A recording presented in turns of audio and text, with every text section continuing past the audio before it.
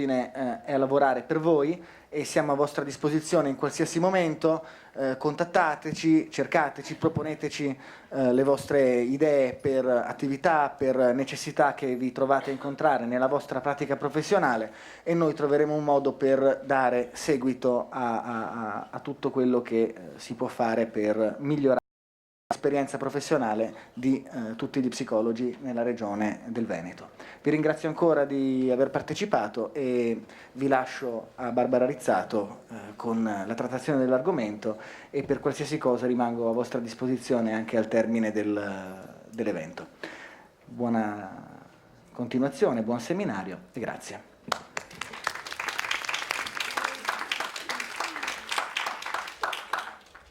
Bene, allora rompiamo gli indugi e vediamo subito di che cosa parliamo oggi.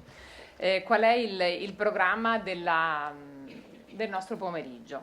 Allora, io qua vi ho messo una piccola traccia di lavoro, cioè cerchiamo di andare a rispondere un po' a tutti i quesiti che mi sono anche stati posti in questi ultimi giorni da quando abbiamo avuto contezza di questo nuovo obbligo. Quindi andiamo a vedere quali sono i soggetti, qual è la procedura di registrazione per chi non l'avesse ancora fatta, quali sono le scadenze da tenere a mente, che cos'è questo obbligo, in cosa consiste e quali dati quindi ci verranno richiesti ai fini della trasmissione, le varie opzioni del post, insomma è stata venduta come una vi dicevo poc'anzi che il seminario di oggi pomeriggio è videoregistrato, quindi è sì in diretta ma potrà essere fruibile la registrazione anche in un momento successivo e le slide che oggi vediamo insieme saranno comunque pubblicate sul sito dell'Ordine, la segreteria le ha già, quindi verrà fatto praticamente nell'immediato, quindi sapete che poi senza affannarvi a prendere grandi appunti, mi interessa più che altro che voi seguiate un po' i ragionamenti che oggi facciamo insieme, poi gli appunti ve li trovate già scritti. Allora, quali sono intanto i soggetti obbligati? Diciamo che il presupposto è la fatturazione diretta ai pazienti, quindi vuol dire che intanto quando parliamo di fatturazione vuol dire che parliamo di un soggetto titolare di partita IVA. Chi non ha la partita IVA ovviamente non ha nessun obbligo, non può neanche fare la registrazione perché la partita IVA è uno dei dati richiesti per la registrazione nel sistema. E l'altro presupposto è che ci sia uno svolgimento di un'attività sanitaria fatturata direttamente ai pazienti, quindi in un rapporto contrattuale diretto con il paziente. Riferimento all'anno d'imposta 2015, quindi parliamo dell'anno scorso, i medici e degli odontoiatri, le strutture sanitarie accreditate e le farmacie. Nel 2006 erano già state introdotte come nuovi soggetti, le strutture sanitarie autorizzate hanno giocato un po' di anticipo, hanno potuto magari organizzarsi un pochettino più per tempo di quello che noi possiamo fare oggi, però poi gioco forza con la quindi vuol dire con decorrenza dal 1° gennaio 2016, a prescindere dal fatto che il decreto sia un decreto di settembre di quest'anno. Quindi quest'anno obbligati anche gli psicologi, gli studi associati ovviamente di psicologi, perché in questi giorni tanti mi hanno chiesto ma io non devo fare nulla perché di fatto non devo comunicare dati, non faccio attività sanitaria oppure la faccio ma non fatturo io direttamente ai pazienti, non so se un domani mi capiterà di fatturare direttamente ai pazienti, cosa faccio? Mi registro o non mi registro? Allora, la registrazione al sistema tessera sanitaria e quindi la richiesta di credenziali per poi fare l'adempimento è funzionale all'adempimento, quindi chi non ha l'obbligo di trasmettere non ha l'obbligo neanche di registrarsi. Ciò non toglie che ovviamente chi si è già registrato a scopo così cautelativo va benissimo, ha delle credenziali che al momento non utilizzerà, le tiene nel cassetto eventualmente un domani dovessero servirgli, niente di più di questo. Chi non l'ha ancora fatto proprio perché pensava di non avere l'obbligo va bene, cambia diciamo, la struttura, i soggetti esonerati sono hanno un rapporto di collaborazione con ambulatori, poliambulatori, cooperative, quindi di fatto fanno la fattura all'ente terzo che è lui che poi fa la fattura direttamente al paziente e quindi è quella struttura che comunicherà i dati a controllarla, non solo per questo ma perché è buona norma a tutti anche gli altri scopi. Comunque diciamo che io non ho la sfera di cristallo, nelle altre sfere, ma credo che mesi di novembre anno, insomma, mi pare abbastanza ovvio.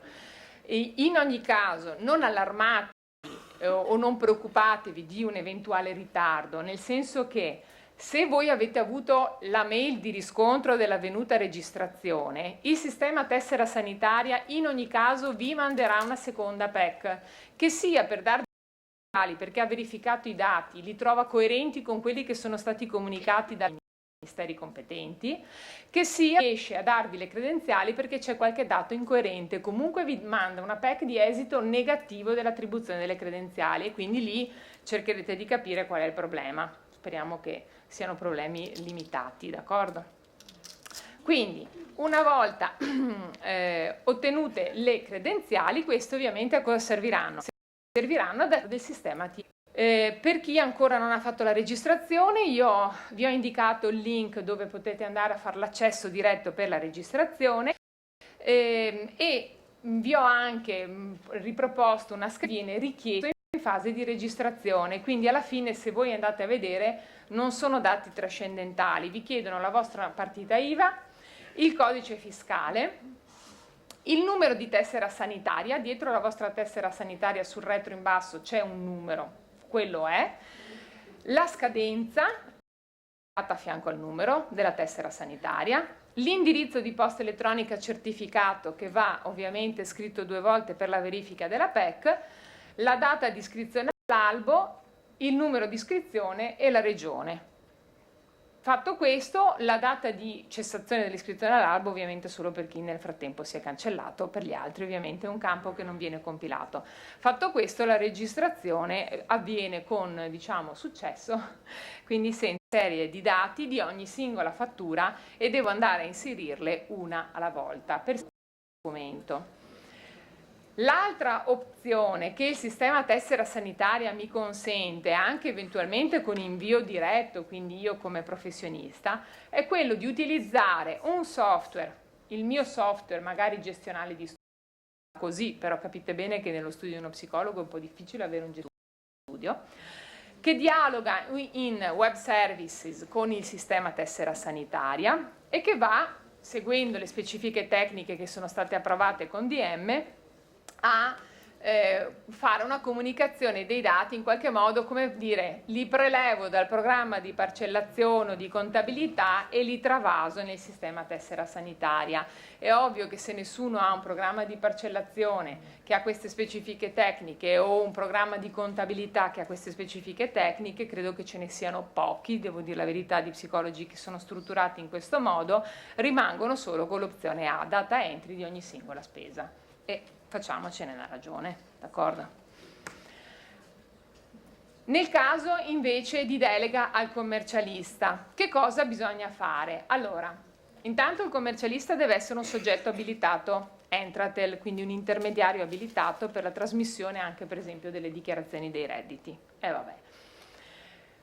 La delega è un atto formale, vuol dire che non è un atto che riguarda il rapporto fiduciario tra voi e il vostro commercialista, deve passare per il sistema tessera sanitaria e quindi va conferita accedendo all'area riservata del sistema ATS. Io vi ho messo anche qui il percorso, dovete fare l'accesso con credenziali, attivare la funzione gestione dati spesa 730 e poi cliccare su deleghe.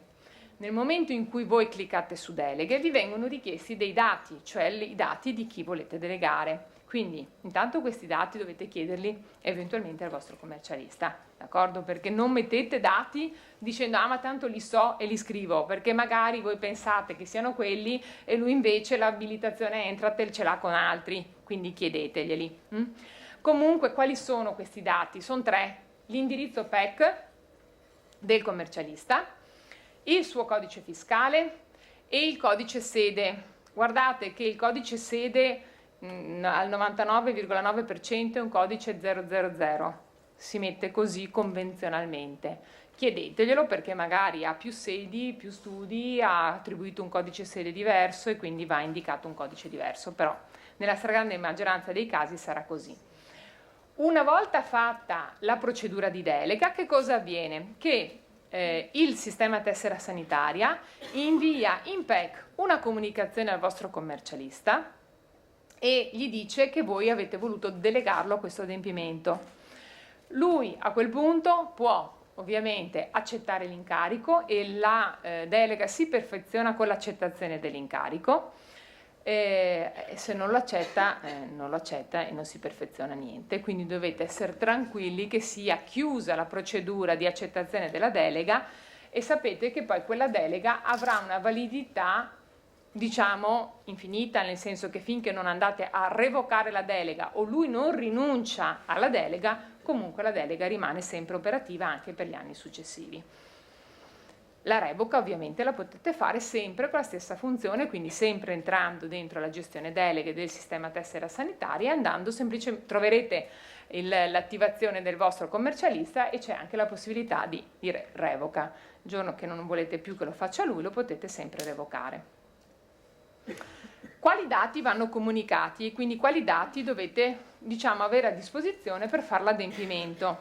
Diciamo che ovviamente sono i dati che vi vengono chiesti dal sistema nel momento in cui voi pensate di gestirlo direttamente, quindi entrate nella maschera del sistema tessera sanitaria e vi dicono caricami questi dati. Allora, intanto la vostra partita IVA, quindi per ogni documento vi chiedono di indicare la vostra partita IVA, primo punto. Poi il codice fiscale del paziente. Allora attenzione perché qua i codici fiscali sono importanti. Se io sbaglio l'imputazione di un codice fiscale o il codice fiscale non ce l'ho, il dato non parte.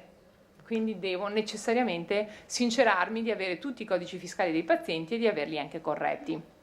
Da questo punto di vista, secondo me diventa una buona prassi operativa quella di tenere una copia dei codici fiscali dei pazienti, copia del tesserino sanitario. Ok, anche una foto, non è che dobbiamo avere la fotocopiatrice in studio, facciamo una foto e teniamocela agli atti, perché se per caso anche in fase di trasmissione dei dati c'è qualche anomalia, qualche rifiuto nella trasmissione perché mi dice che c'è un'incoerenza sul codice fiscale del paziente, faccio presto a verificare direttamente sul codice fiscale, sulla copia del codice fiscale, se c'è un problema o no, o se semplicemente è un'anomalia, come qualche volta capita, legata, che ne so, a un doppio nome di cui non si è tenuto conto nell'attribuzione del codice fiscale, a un luogo di nascita strano o a cose di questo tipo, perché sono cose che possono capitare. Dopo. Data e numero del documento, quindi la parcella, la ricevuta sanitaria, la fattura, chiamiamola come vogliamo, è sempre la stessa cosa, ok?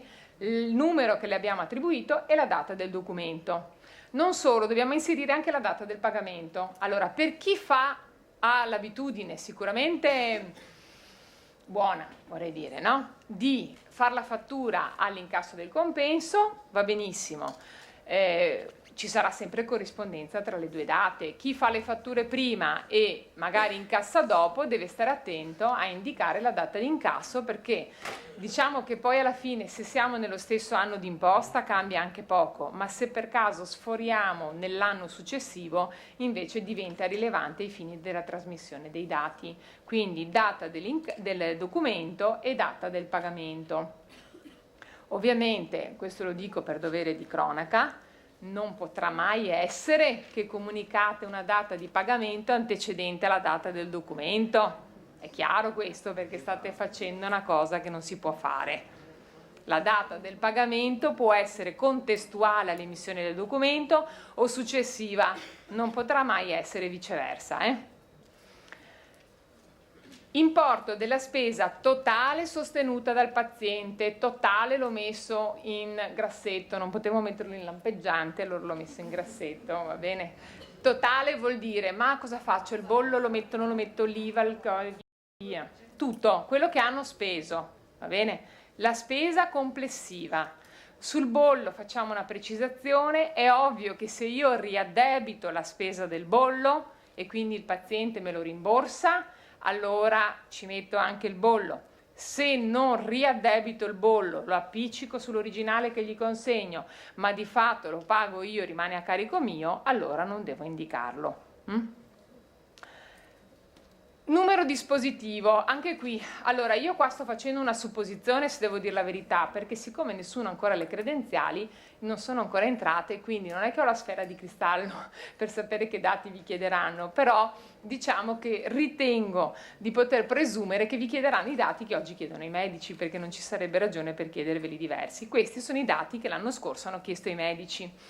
Numero dispositivo è un numero convenzionale, in realtà l'hanno messo per dire dispositivo registratore di cassa per le farmacie, per magari chi ha sistemi di fatturazione particolare negli ambulatori e via dicendo. Convenzionalmente per i liberi professionisti che fanno la classica fattura è uno per tutti. Comunque quando si apre la maschera con la compilazione ci sono dei punti di domanda con appunto anche i chiarimenti rispetto a quelli che possono essere i unici numero dispositivo che è, va sul punto di domanda e in realtà la maschera lo dice. Tipologia di spesa SP, sempre. Per voi sarà sempre il codice SP, ci sono codici diversi che vanno caricati in funzione delle diverse professioni e prestazioni svolte. Nel caso degli psicologi sono sempre prestazioni sanitarie da indicare col codice SP. Basta, altre cose non ci chiedono. Ragioniamo adesso su un aspetto che vorrei dire è forse il più sentito, almeno insomma chiacchierando con alcuni di voi, vedendo le domande che sono arrivate all'ordine in questi ultimi mesi, vedo che il problema più sentito è proprio quello della privacy, cioè ho visto tante levate di scudi, tanta gente iniziare a dire ma come io comunico i dati dei miei pazienti all'Agenzia delle Entrate, ma se loro non sono d'accordo, no? È un po' questo, diciamo così, la preoccupazione più grande, il che devo dire la verità. Non dovrei dirlo perché mi videoregistrano, però vi fa onore perché vi assicuro che io che ho parlato di questi argomenti l'anno scorso con i medici, ma credo che in pochi abbiano sollevato il problema della privacy, in tanti hanno brontolato per l'adempimento nuovo, ma insomma invece gli psicologi su questo hanno una sensibilità forse diversa e effettivamente è un problema che è stato molto sentito. E allora cerchiamo di capire che cosa succede sotto il profilo privacy. Ovviamente partiamo dal presupposto che è una normativa che, siccome comunque di per sé è ovvio che è invasiva in qualche modo del diritto alla riservatezza, è passata per il filtro del garante della privacy, che ha già espresso pareri, ha già previsto quali sono le procedure, quindi insomma è già stato, diciamo, valutato in altre sedi che cosa bisognava fare per comunque garantire la riservatezza dei pazienti. E vediamo che cosa è stato pensato per garantire questa riservatezza. Allora, il paziente può opporsi alla trasmissione dei dati facendo una richiesta praticamente espressa al professionista, però lo può fare solo dal 14 novembre 2016.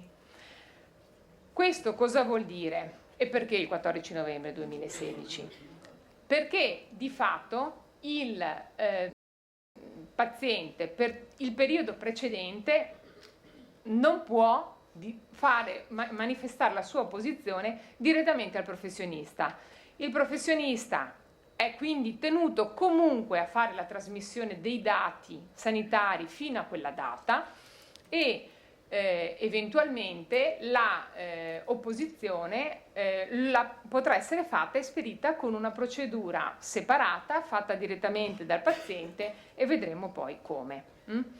Quindi, questo intanto in premessa, tanto per rispondere al dubbio che a tanti è venuto, ma cosa faccio con tutti i pazienti che ho visto fino adesso, di cui magari non ho neanche più traccia, con i quali magari non sono neanche più in contatto. Allora, l'opposizione, abbiamo detto, può essere manifestata solo a partire dal 14 di novembre del 2016. 14 novembre semplicemente perché è la scadenza dei 60 giorni della cosiddetta vacatio legis da quando è entrato in vigore il decreto. Quindi hanno voluto dare, come è normale che sia, 60 giorni di tempo ai professionisti per organizzarsi, perché sennò voi cosa facevate? Nel frattempo non sapevate come. Infatti oggi ci troviamo prima del 14 di novembre perché sappiamo che fino ad oggi nessuno ci poteva chiedere nulla.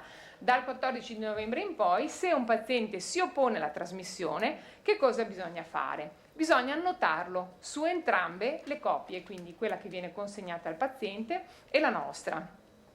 La richiesta è una richiesta che deve essere fatta in forma meramente verbale, quindi non dovete chiedere al paziente di rilasciarvi una richiesta scritta, non potete neanche farlo perché per legge è previsto che sia sufficiente la richiesta di carattere verbale.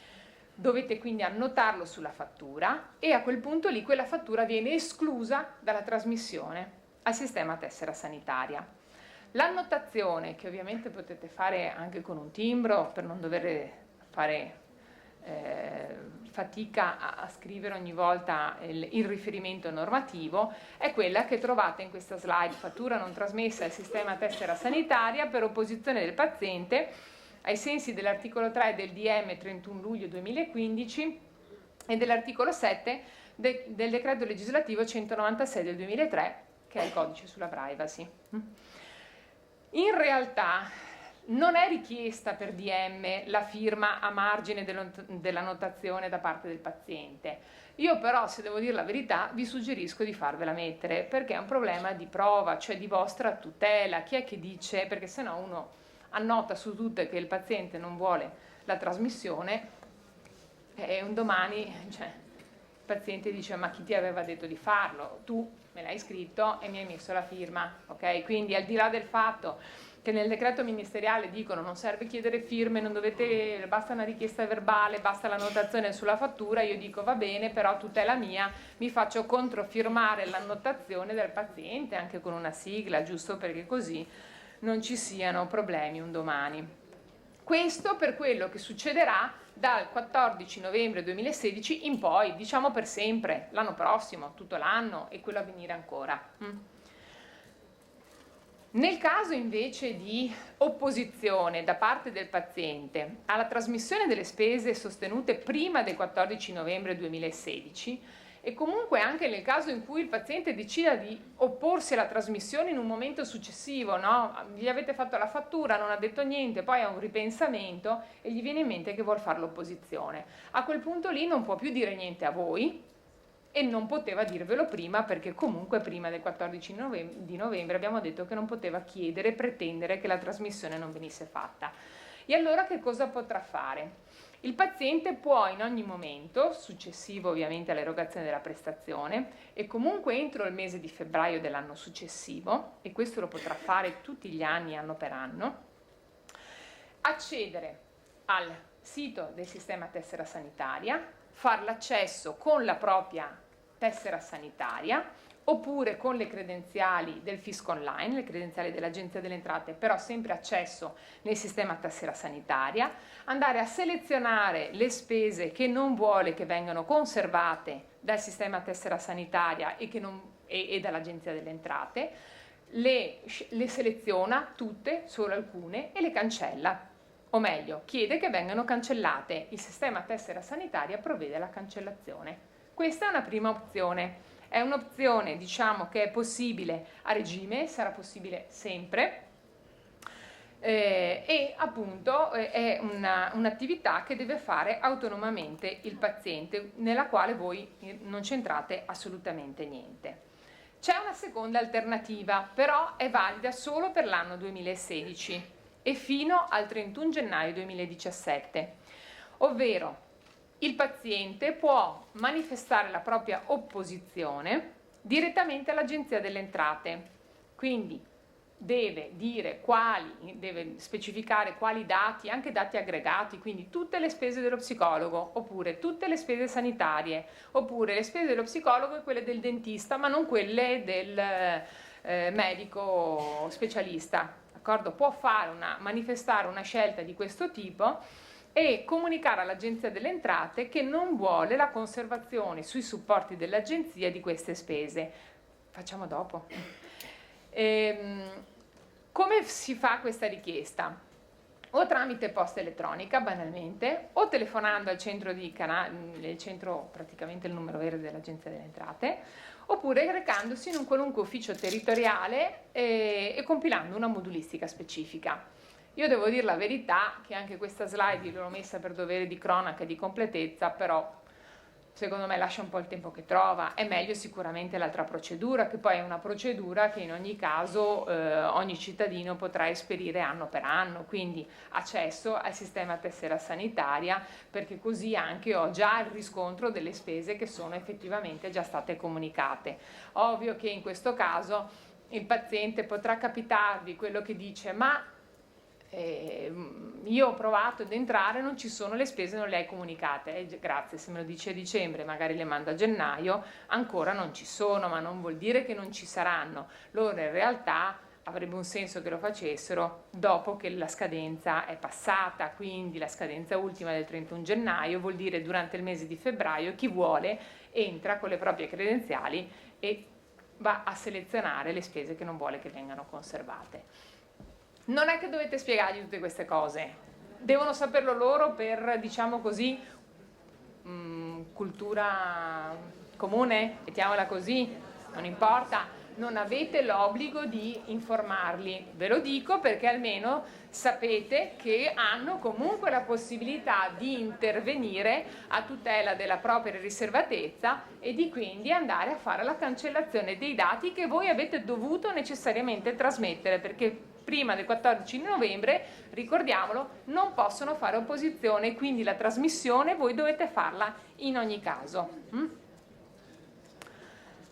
Il diniego alla trasmissione abbiamo detto che va manifestato a cura del paziente e quindi, lo sottolineo, il soggetto inviante, voi, non deve chiedere consenso alla trasmissione, cioè voi non è che dovete dire guardate che adesso, caro paziente, io adesso trasmetto i dati, cioè, lo deve sapere di suo, vive in questo paese anche lui. Aggiungo, può essere opportuno, ma io dico è proprio un problema di sensibilità personale, non di obbligo normativo, può essere opportuno comunque informarlo. Allora cosa faccio? Integro l'informativa della privacy, trovo una soluzione banale perché sembra che sia un problema trascendentale quello di informarlo. Integro l'informativa della privacy andando a indicare nella informativa anche che c'è questo nuovo obbligo e che quindi i suoi dati verranno trasmessi, salvo che lui non voglia fare opposizione alla trasmissione. È una soluzione tutto sommato semplice, è ovvio che vuol dire che vado a integrare l'informativa privacy e che quindi magari sono costretta a far rifirmare le informative che ho già fatto firmare a suo tempo, va bene, però insomma non è una cosa che nel giro di qualche mese ho messo a posto. Se non ho voglia di fare neanche questo, preparo semplicemente un'informativa, una specie di locandina, la figo in studio e li ho informati lo stesso. Quindi voglio dire, le soluzioni pratiche ci sono, non facciamo il problema più grande di quello che è, no? Tutto sommato arriviamo facilmente ad informare il paziente se vogliamo informarlo, posto che comunque lo stiamo facendo per nostra sensibilità e senso magari deontologico, ma non perché abbiamo un obbligo in tal senso. Quindi anche questo è importante saperlo.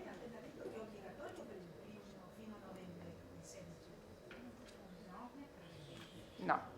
La trasmissione è obbligatoria, non sono obbligata a informare il paziente che farò la trasmissione. Non ho nessun obbligo normativo di dirlo. Se uno ritiene che non sia corretto, mette in atto questa procedura molto semplicemente.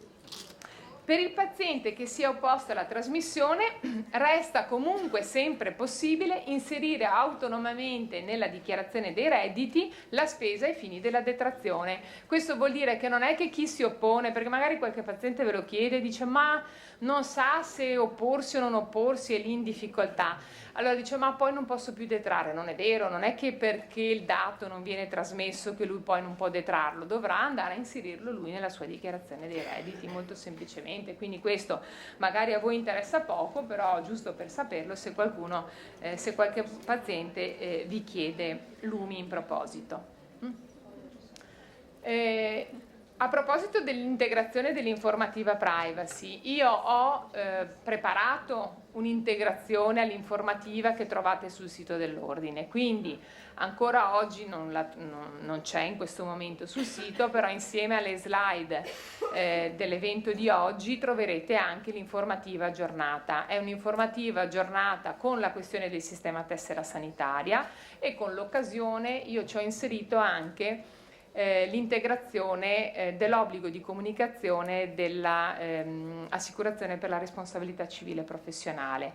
Anche quella, se vi ricordate, è entrata in vigore da diverso tempo, non c'è una forma prevista per cui abbiamo l'obbligo di scrivere o farci controfirmare dal paziente di aver ricevuto l'informazione sul fatto che siamo assicurati per la responsabilità civile professionale, però è ovvio che se io trovo la soluzione di inserirlo nell'informativa privacy mi sembra una buona soluzione. Quindi a questo punto facciamo un giro di informative nuove, rifacciamo firmare al paziente le nuove informative e mettiamo le due indicazioni delle nuove normative entrambe in un colpo solo.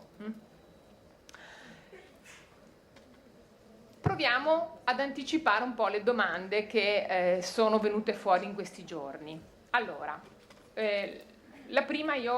questa prima ve l'ho già in realtà risolta, cioè nel momento in cui uno studio associato deve fare la richiesta delle credenziali, non lo può fare come studio associato, perché lo studio associato di per sé non è accreditabile sul sistema tessera sanitaria, lo è solo il singolo, però lo fa il singolo professionista legale rappresentante dello studio associato, indicando la partita IVA dello studio associato, ma il proprio codice fiscale, abbiamo detto, il proprio numero di tessera sanitaria. Togliamoci subito un dubbio, perché tanti mi hanno detto, anzi tanti hanno dato per scontato che tanto non avendo una contabilità strutturata, magari avendo un regime fiscale agevolato come regime dei contribuenti minimi o regime forfettario, hanno detto ma io non devo farlo, sono nei minimi. No, devono farlo tutti, cioè il regime fiscale a prescindere, minimi, forfettari, regime ordinario, contabilità semplificata, contabilità ordinaria, non importa, tutti devono farlo. Che importi indicare?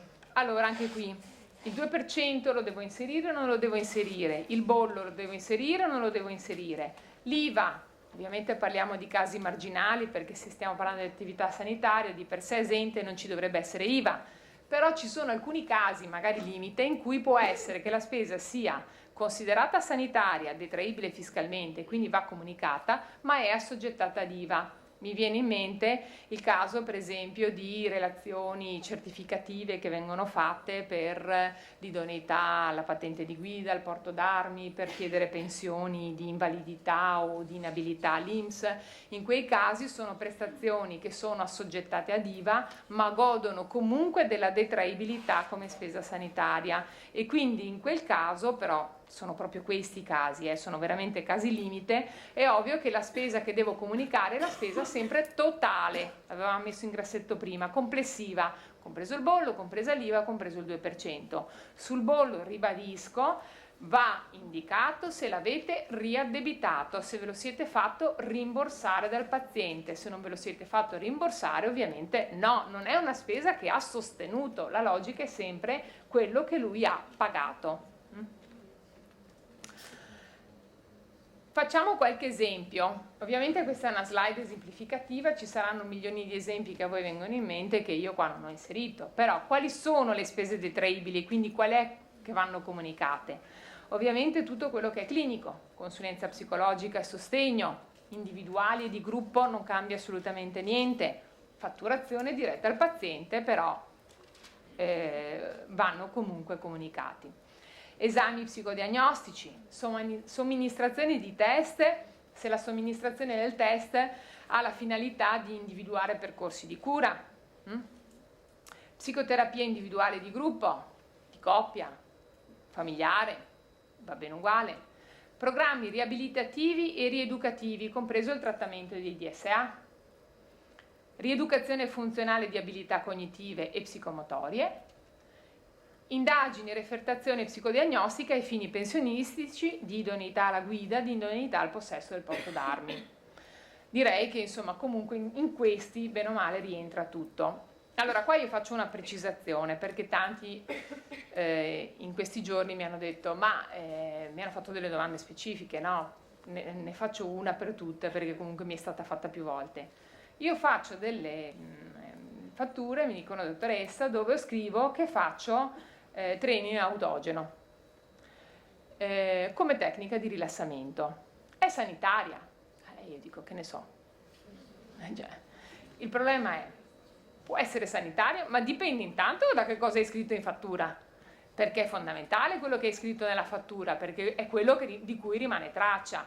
Se tu hai scritto consulenza psicologica oppure sedute di sostegno psicologiche utilizzando la tecnica del training autogeno, è una spesa sanitaria. Però devo averlo scritto in questo modo e devo aver indicato l'esenzione IVA per la prestazione sanitaria, perché vuol dire che l'ho voluta considerare una prestazione sanitaria. Se scrivo training autogeno, punto, e non scrivo neanche esente IVA, articolo 10, numero 18, DPR 633/72, allora insomma potrebbero dirmi che non è una prestazione sanitaria. Quindi attenzione, e attenzione anche a chi ha regimi agevolati, mi riferisco ai minimi e ai forfettari, e che ancora oggi, nonostante l'ho spiegato milioni di volte, sbaglia a fare le fatture e quindi non scrive esente IVA articolo 10 numero 18 DPR 633/72 quando la prestazione è sanitaria, ma scrive solo escluso IVA ex articolo 1,100 legge 244 del 2007 perché è un minimo, oppure escluso IVA ex articolo 1 e bla bla bla perché è in regime forfettario. Allora cogliamo l'occasione una volta in più per ribadirlo: chi ha un regime agevolato, minimi o forfettari, ha un'esclusione da IVA generalizzata, benissimo, l'IVA in fattura non ci va mai, benissimo, però se la prestazione è sanitaria va indicata anche l'esenzione IVA per le prestazioni sanitarie. Non cambia niente nei conteggi, però vedete che adesso è un problema se non lo scriviamo, perché non siamo in grado di dire che quella prestazione è sanitaria. È ovvio che se è scritto psicoterapia è sanitaria lo stesso, però la fattura non è stata fatta nel modo corretto, perché non risulta la caratteristica tipica dell'esenzione IVA per le prestazioni sanitarie. Quindi ricordiamocelo. Non è perché c'è l'esclusione da IVA generalizzata che mi fermo lì e non ho il problema di scrivere nient'altro nella mia parcella. Ho l'esclusione da IVA generalizzata, non metterò mai l'IVA in fattura, ma se la prestazione è sanitaria ci aggiungo anche la dicitura di esenzione IVA per le prestazioni sanitarie. Se ho il blocco delle ricevute sanitarie che compro in cartoleria e le ricevute le faccio a manina, guardate che quella delle prestazioni sanitarie, l'esenzione per le prestazioni sanitarie è prestampata, quindi è sufficiente. Vedete che so le domande prima che me le poniate.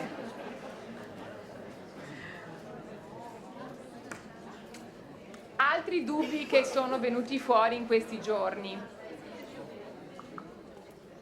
Fattura intestata a soggetto diverso dal paziente.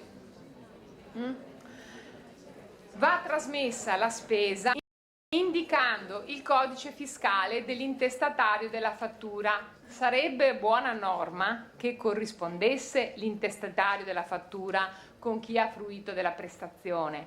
Però, e faccio un esempio per tutti che è quello dei minori, che è il più frequente, spesso succede di vedere ancora, anche se io ho detto milioni di volte che non è opportuno farlo, la fattura intestata al papà per la prestazione del figlio Mattia, ok?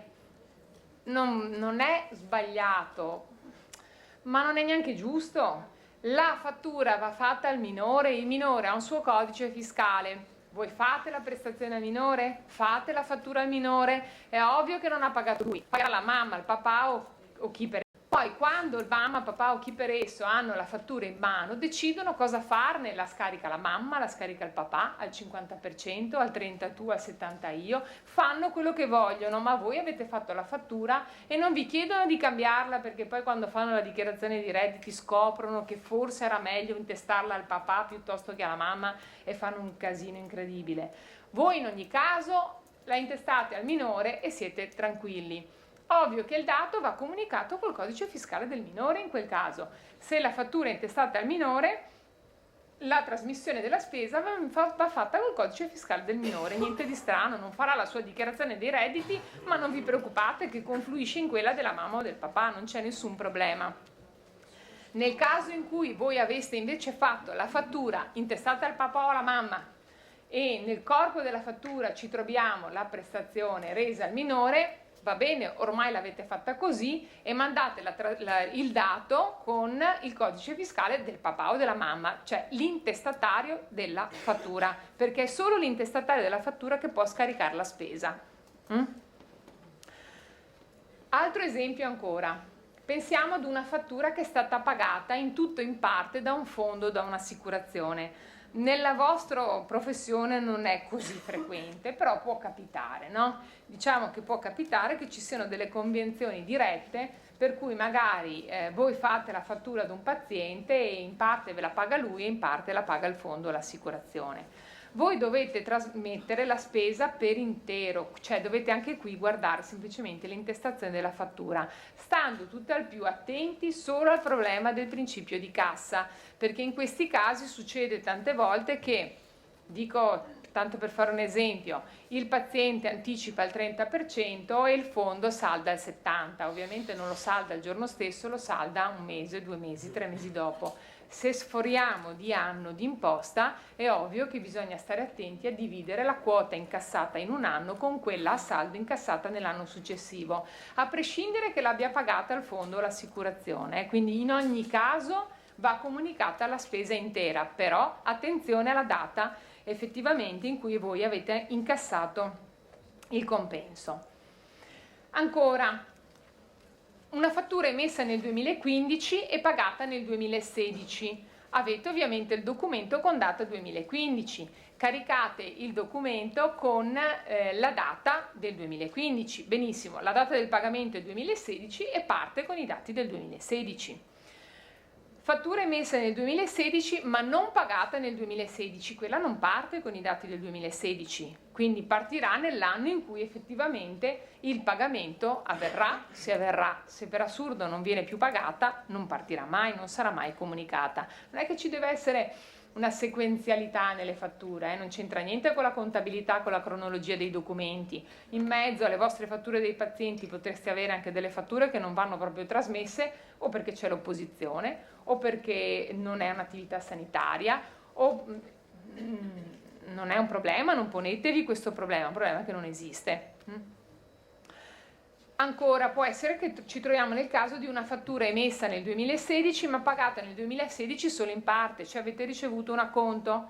Allora questa andrà trasmessa nel 2016 solo limitatamente all'acconto pagato, poi il lo comunicherete nel 2017 se viene pagata nel 2017. È ovvio che cosa succederà? Che caricate 2 volte lo stesso documento, solo che l'importo sarà un importo prima dell'acconto e poi del saldo. Quindi scriverete, non vi ponete il problema, ma ho già caricato questo numero di documento con questa data l'anno scorso. Sì, però se non l'avete caricato nell'intero perché avevate ricevuto solo un acconto, adesso è normale che ricaricate lo stesso documento con la stessa data e lo stesso numero indicando una data di saldo diverso e un importo diverso che è quello del saldo. Quindi alla fine il conto tra le 2 comunicazioni in ogni caso torna e non è un problema.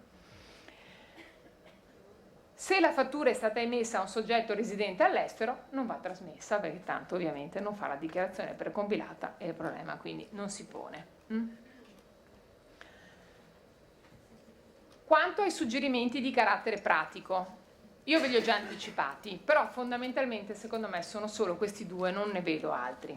Allora, conservazione della copia della tessera sanitaria, che vuol dire del codice fiscale, no? Sappiamo che alla fine è la stessa cosa, dei pazienti, una bella foto da tenere in archivio per le verifiche del caso. E l'integrazione dell'informativa privacy con la menzione del nuovo obbligo. Direi che quando abbiamo adottato queste accortezze tutto sommato siamo già a posto.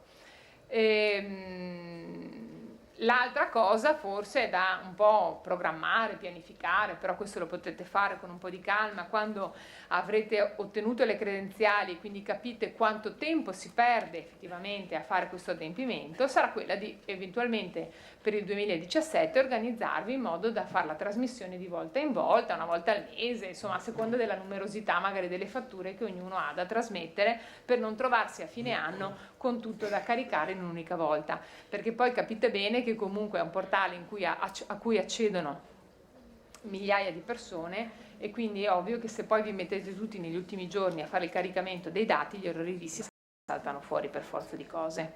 Quindi bisogna anche magari un po' farlo per tempo.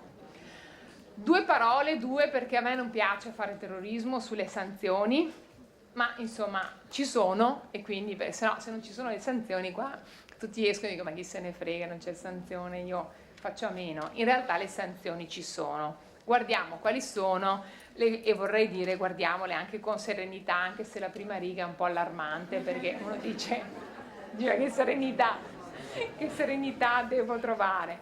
Allora diciamo che è la seconda riga che ci rasserena, mettiamola così. Nel caso di omessa, tardiva o errata trasmissione dei dati si applica la sanzione di 100 euro per ogni comunicazione con un massimo di 50.000 euro. E questo mi rendo conto che è abbastanza allarmante, lo è anche per me, quindi insomma capisco, anche perché per ogni comunicazione, io ho cercato anche nella norma di cercare di capire che cosa si intende per comunicazione, ma credo che dobbiamo assolutamente intendere per ogni fattura, perché se no ai 50.000 euro non ci arriviamo mai, no, vabbè, però, c'è un però. Nei casi di errata comunicazione, questo è il testo della norma, nei casi di errata comunicazione la sanzione non si applica se i dati corretti vengono trasmessi entro i 5 giorni successivi alla scadenza. E fin qua uno dice sì, ma se me ne accorgo 10 giorni dopo? Ok, allora andiamo avanti. Ovvero in caso di segnalazione da parte dell'Agenzia delle Entrate che mi scrive e mi dice guarda che hai sbagliato, non mi trovo quei dati che hai comunicato, in caso di correzione entro i 5 giorni successivi alla segnalazione stessa. Quindi quello che vorrei darvi solo come segnale di allerta è: se l'Agenzia delle Entrate vi scrive qualcosa a proposito del sistema tessera sanitaria, non dormiteci sopra, perché 5 giorni passano veloci, ok? Però sapete che se sistemate nei 5 giorni non c'è sanzione. Quindi insomma, da questo punto di vista dico possiamo anche stare abbastanza tranquilli. In conclusione, vediamo quali sono queste novità sullo spesometro che sono state così messe nella coda del provvedimento, un po' come darci un contentino per dire sì vabbè dai vi abbiamo messo un nuovo adempimento però ve ne togliamo un altro. Allora intanto che cos'è lo spesometro, perché magari non a tutti è chiaro.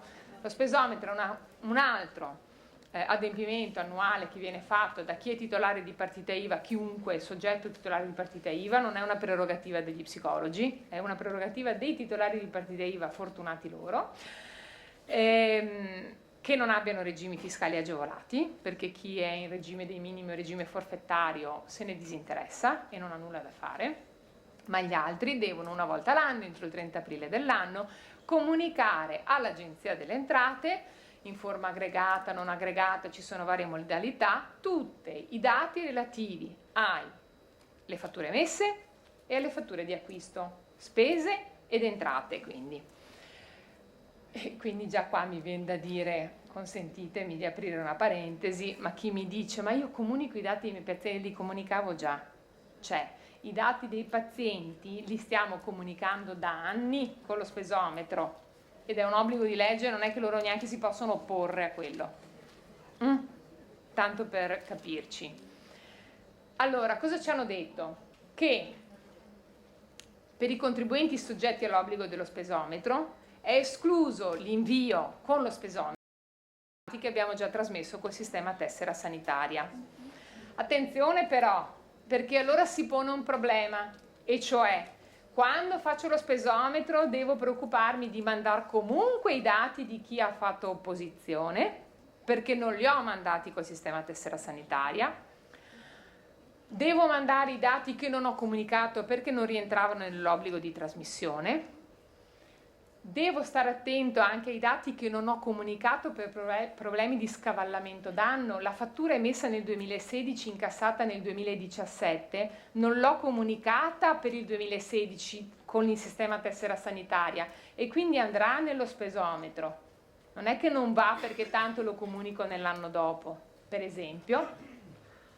E poi comunque dovrò mandare tutti i dati relativi agli acquisti, anche se faccio solo prestazioni sanitarie, non manderò i dati relativi alle fatture che io emetto, però quelli degli acquisti sì.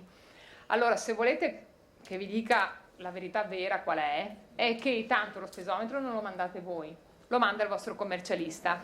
E il vostro commercialista che cosa fa?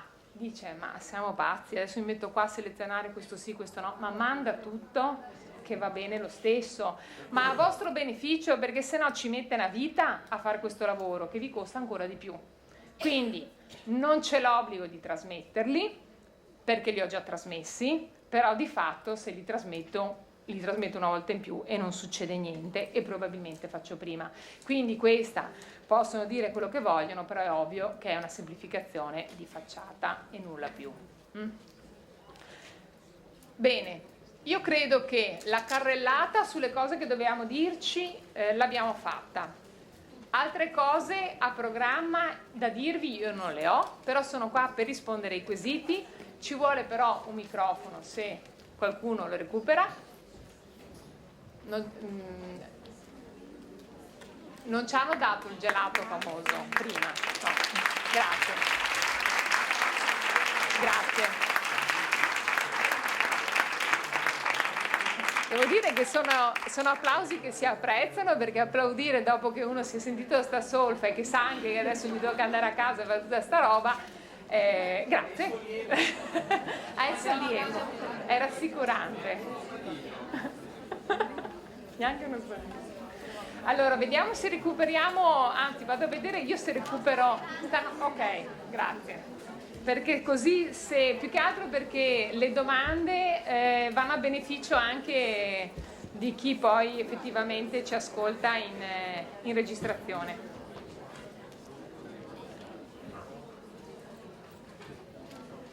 Mi fa piacere che tanti vadano via perché vuol dire che è tutto chiaro. Eccolo. Abbiamo il Valletto. Niente po' di meno che il presidente Valletto. Prego. No, non funziona. Fa qualcosa, Alessandro. Arrivederci.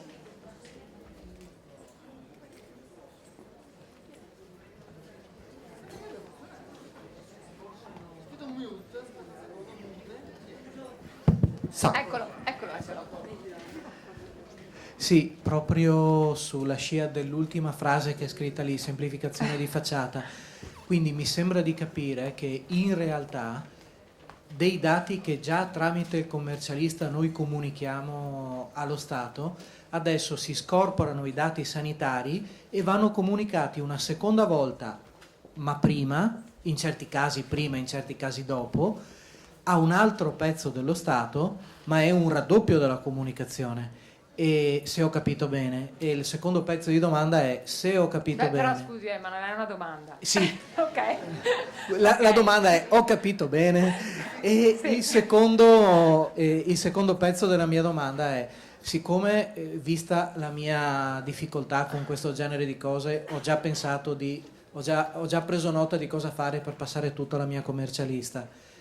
I commercialisti, lei che hanno il modo di fare contestualmente il caricamento dei dati che vadano nei due oppure se io do questo compito alla mia commercialista mi trovo un aggravio del costo?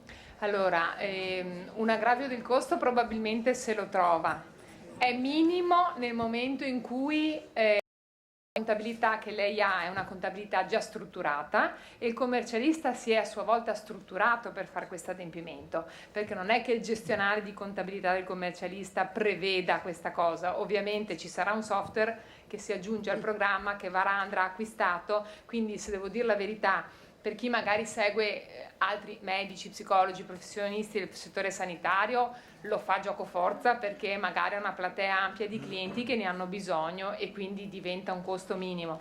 Per chi effettivamente magari ha pochi clienti che fanno queste attività, il rischio è addirittura che non abbia la possibilità di farlo perché non ha il software che comunica col sistema tessera sanitaria. Quindi chiedetelo per tempo. Sì.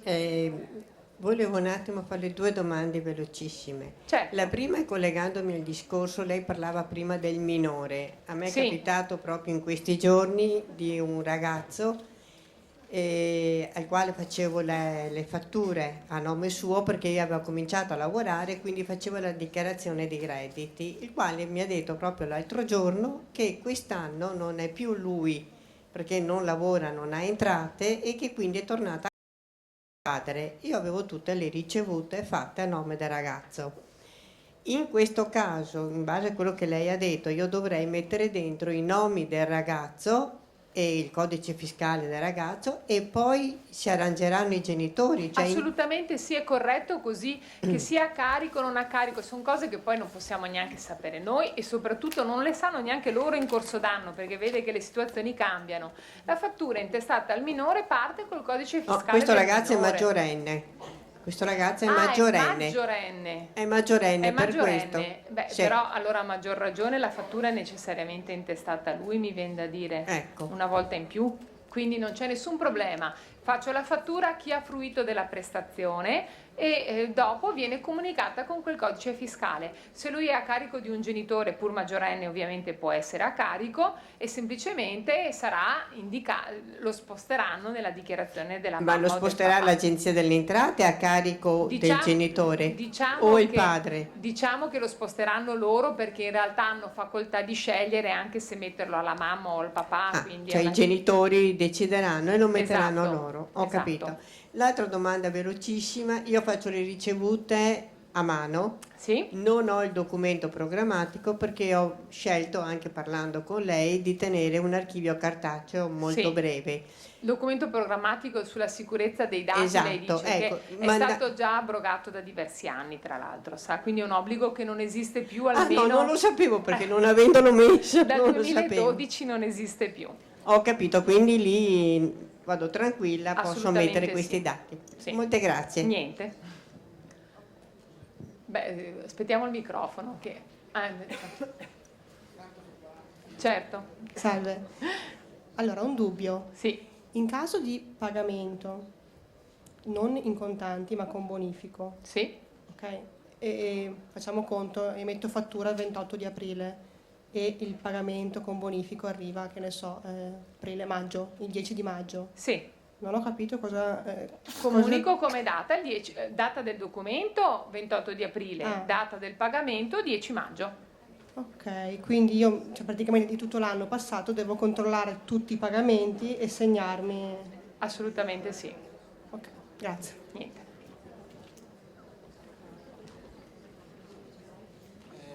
Facciamo prima sto lato, poi andiamo a...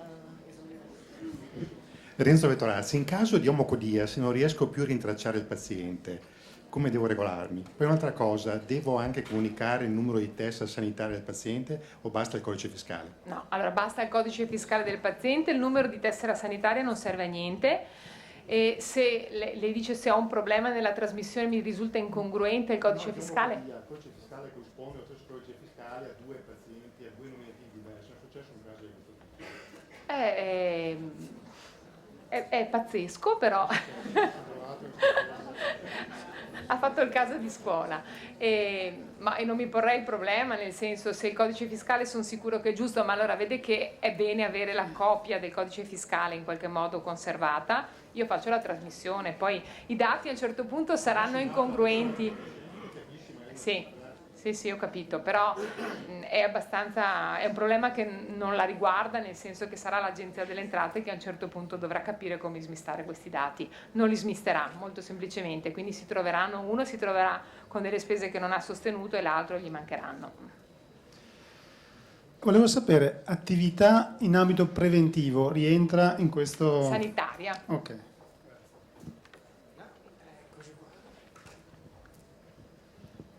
Io ho un piccolo problema che non credo di essere l'unica. Ho delle clienti che hanno terminato il lavoro con me in maggio, aprile, giugno, che la famiglia o il coniuge non sapeva che stavano facendo questo lavoro con me, che non hanno una dichiarazione dei redditi, quindi vanno a caricare su quella del coniuge e che non posso rintracciare.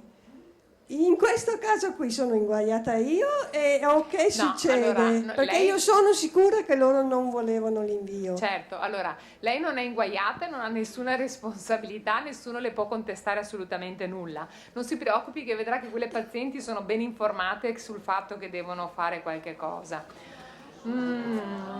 Le sottovalutate. Allora...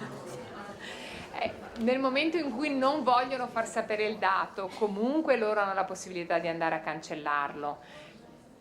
E nel momento...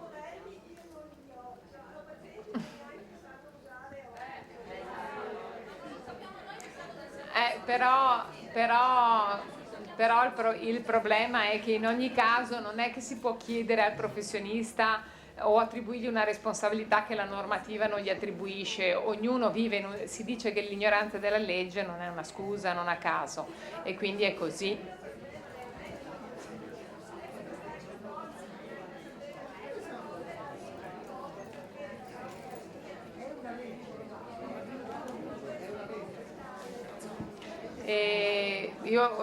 Allora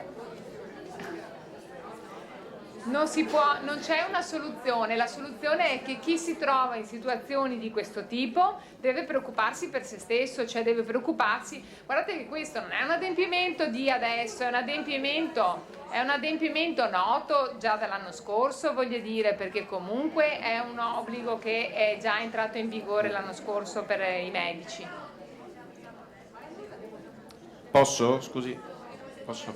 Allora, scusate, se facciamo polemica francamente non serve a niente, non siamo costruttivi, cerchiamo di risolvere i problemi e intanto ricordiamoci che né io né il Presidente abbiamo fatto la norma, che sia chiaro, cioè io posso essere anche d'accordo con voi che magari è una rottura di scatole in più, però cerchiamo di capirlo, non lo so.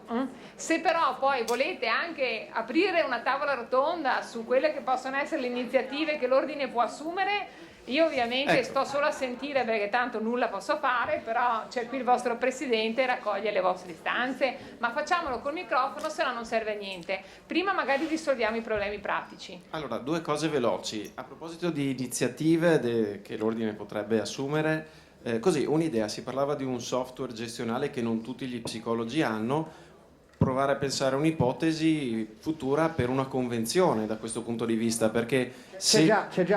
Ah, c'è già, scusa. Si chiama Quaderno Blu, fa anche le fatture elettroniche, abbiamo una convenzione in atto, lo si può scaricare dal sito dell'Ordine. Perfetto, grazie. Forse solo io non lo sapevo, però ok, posto. Presidente, scusi Presidente. No, però alzi la mano chi come me non lo sapeva. Ok. No, Alessandro. No, va bene, grazie, Una cosa ottimo. soltanto, io questo non lo so, bisogna controllare perché secondo me ovviamente non c'è stato ancora il tempo materiale, però che Quaderno Blu utilizzi le specifiche tecniche che consentono la trasmissione dei dati con prelievo dal gestionale. È ovvio che questa è una cosa che sappiamo oggi con decorrenza ieri, quindi bisogna programmarla. Essendo già attrezzato per la fatturazione elettronica, dovrebbero essere molto veloci. Allora, la legge l'abbiamo saputo tutti allo stesso momento, quindi adesso aggiorniamo anche il software. Faremo un altro invio di mail con la storia del software gestionale a disposizione. Oltre all'agenda cartacea abbiamo anche quella digitale e lo faremo adattare anche secondo questa nuova legge nei tempi più rapidi possibile. Ottimo, grazie. Seconda cosa più marginale, le ricevute cumulative non è da specificare. Sì che si possono fare, se una persona mi paga... No. Sì, dai, si possono fare? Si possono fare, se c'è il pagamento cumulativo si fa la ricevuta cumulativa. Ma la dottoressa lo sa, è preparata. Ah, ok, bene. No, e semplicemente non va però specificato No, non serve. Okay. No, non è che dobbiamo dire.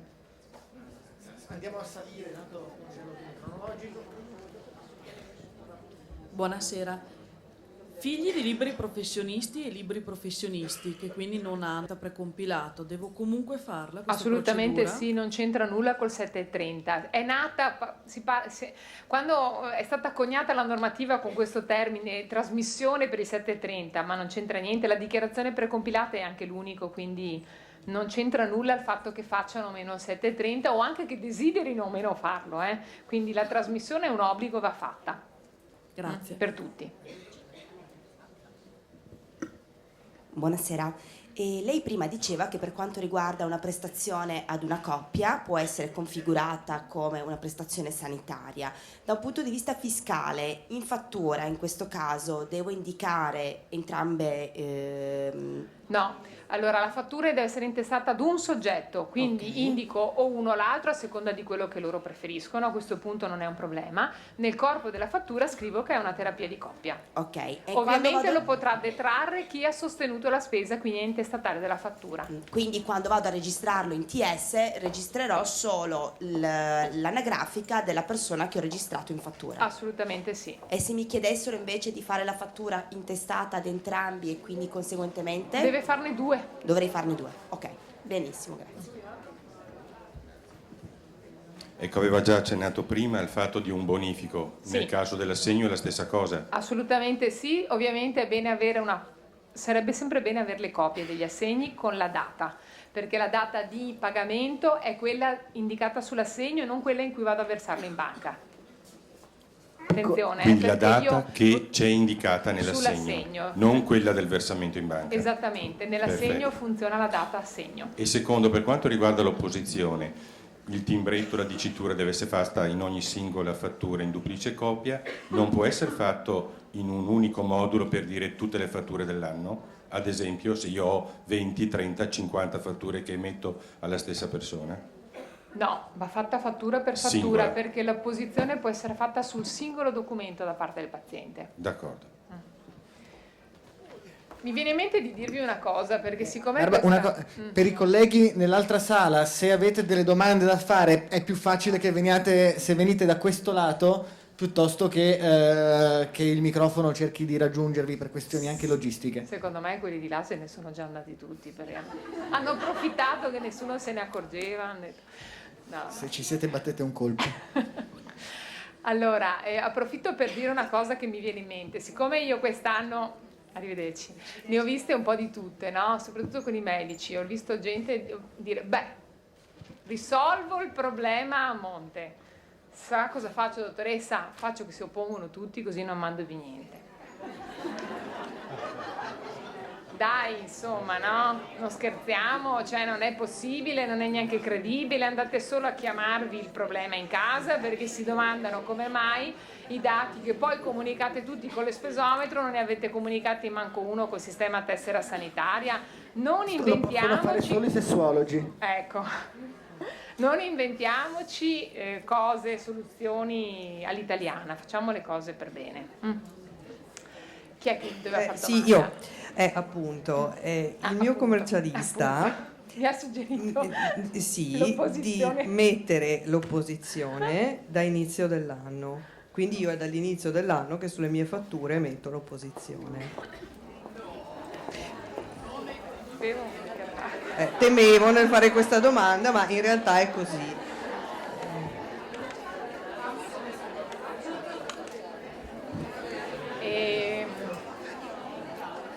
Io credo che adesso mi debba trovare anche una soluzione il mio commercialista, perché io non ne sapevo niente, lui mi ha comunicato a fronte del fatto che sapeva che la normativa probabilmente sarebbe entrata in vigore anche per gli psicologi, mi ha detto metti l'opposizione. No, ma lei l'ha fatta controfirmare anche dai pazienti? Sì, perché il commercialista mi ha detto quello che ha detto lei, si faccia mettere una firma, così poi se la normativa entra in vigore a metà anno siamo comunque tutelati. So di certo che questa cosa non la faccio solo io, perché ho anche altre colleghe che la fanno.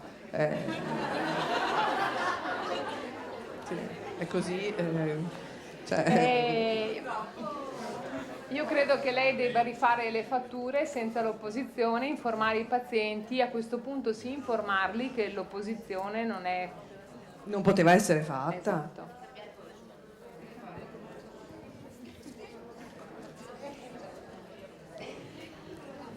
Volevo chiedere, nel caso di una collaborazione con una scuola per un progetto di orientamento piuttosto che progetto accoglienza per i ragazzi che si accingono a frequentare la prima media, questo rientra nelle prestazioni Ma è la scuola che sanitarie paga. o no? Sì. Paga la scuola? Sì. E la Quindi, scuola non fa la dichiarazione. anche se può essere inteso come progetto di prevenzione? Ma è un'attività sanitaria, però manca il presupposto della fatturazione diretta al paziente. Chi paga non è il paziente, ma è una struttura terza, la scuola, l'ambulatorio, quindi nulla da comunicare. Grazie.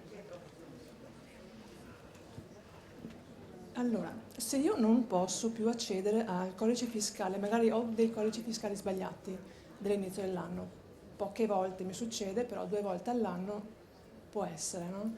Se non posso più accedere alla persona che ho avuto all'inizio dell'anno 2016, come divento cioè viene trasmesso qualcosa o divento colei che... Allora, diciamo che il problema del codice fiscale, e da qui il suggerimento di far la copia, però è ovvio che il suggerimento ve lo do oggi e per il passato no. Devo dire la verità, che non siete stati proprio bravi, perché il codice fiscale non è che serve adesso nella fattura per il sistema tessera sanitaria, è un dato obbligatorio previsto dalla normativa fiscale, quindi per assurdo serve anche per lo spesometro, per esempio, ma anche per la registrazione in contabilità del documento, quindi il codice fiscale deve esserci da sempre e deve essere giusto da sempre. Io sono bravissima perché solitamente sono giusti, no?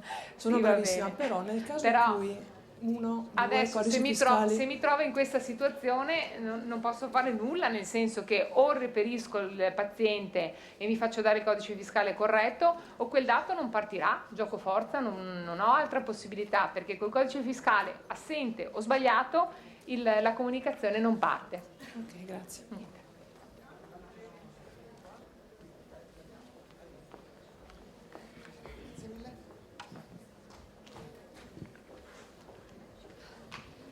Dunque, il paziente si può opporre chiaramente soltanto per le fatture che di cui non vuole la detrazione, giusto?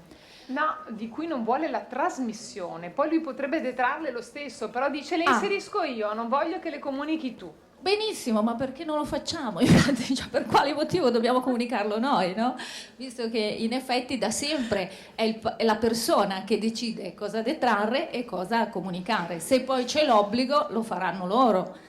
Perché devo farlo io? Ma perché devo farlo io come psicologo, che non è il mio ruolo? E non se lo fa il governo con tutte le trasmissioni che gli mandiamo? Dobbiamo farlo noi il lavoro? Io posso essere d'accordo con lei, posso solo dire che è in buona compagnia, nel senso che i dati che vengono comunicati ormai anche da tempo sono quelli dei leasing, delle assicurazioni, delle imprese, delle spese funebri, li comunicano già da prima quelli, adesso un po' alla volta lo faranno tutti, i datori di lavoro per i redditi da lavoro dipendente, i compensi che vengono pagati ai professionisti con le certificazioni, sono tutti dati.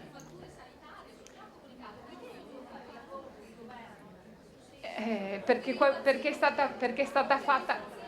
stata fatta una legge dello Stato dove è stato previsto questo obbligo, molto banalmente.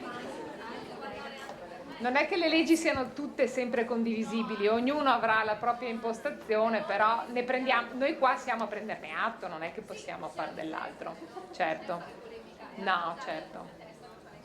Un'altra cosa, mi scusi, un'altra domanda.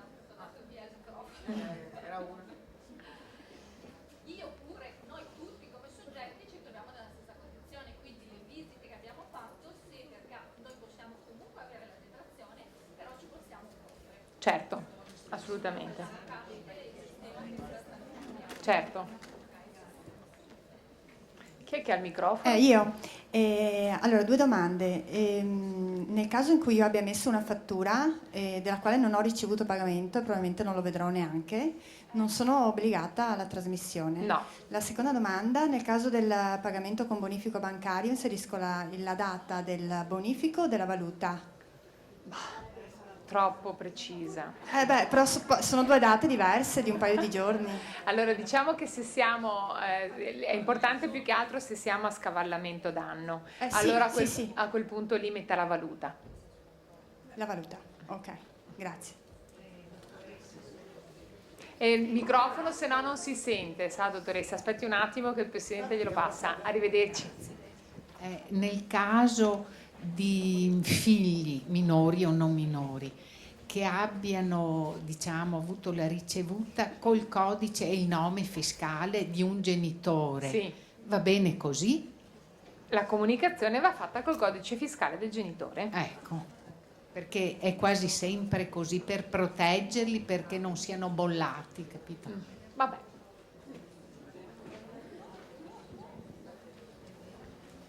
È una sottigliezza. Arrivederci. Lei prima Grazie, diceva, grazie. lei prima diceva che non possiamo chiedere in forma scritta al paziente niente di questo tipo, che basta mettere questo timbrino o la scritta. È una sottigliezza quella che sto chiedendo, ma il fatto di farlo firmare su questo timbrino non è come chiedergli in forma scritta. Sì, infatti io vi ho detto, è un suggerimento mio, ma la normativa non lo prevederebbe. Però siccome io dico, vabbè, facciamo tutto perché dobbiamo comunicare il dato, perché serve al paziente, perché ci hanno messo la legge, per tutto quello che vogliamo. Però chi è che tutela me? Che il paziente non mi venga a dire tu hai scritto che mi ero opposto ma non è vero. Insomma, a un certo punto mi metterà una sigla se vuole opporsi, no? Possono Dico io. crearci problema sul fatto che hanno detto no, non dovete fargli Non lo so, sono pazienti vostri, sapete voi con chi avete a che fare.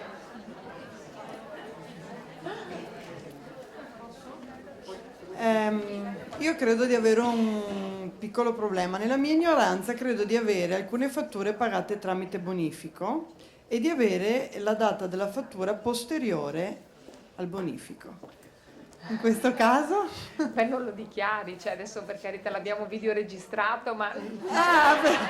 Perfetto, non è che si può... Terremo la sua identità in incognito, però a questo punto metta la data della fattura e la data del pagamento coincidenti. La ringrazio. Arrivederci. Io devo fare una domanda per una collega che mi sta bombardando. La collega aveva una cooperativa l'anno scorso, che però ha chiuso a giugno. L'anno scorso vuol dire 2015? 16. Cioè quest'anno. Quest'anno. Che a giugno però ha chiuso, quindi Sì. la cooperativa non esiste più. Sì. Che fa?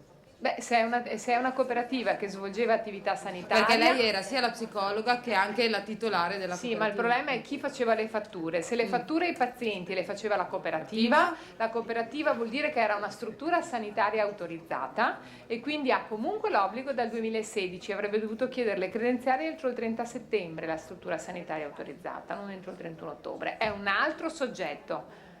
Ma siccome per lei coincidono... Ho capito, però conta chi ha emesso la fattura. Quindi chi ha emesso la fattura è la cooperativa, è un obbligo della cooperativa, non è un obbligo dello psicologo. Ok. Quindi le credenziali da richiedere sono quelle della cooperativa. Ma non se l'ha è fatto chiuso? entro il 30 settembre, lo fa adesso, ma comunque Lo può fare adesso? lo può fare lo stesso perché deve comunicare i dati fino alla chiusura. Anche se è chiusa, quindi deve comunque adempiere. Sì. Ok, grazie. Niente.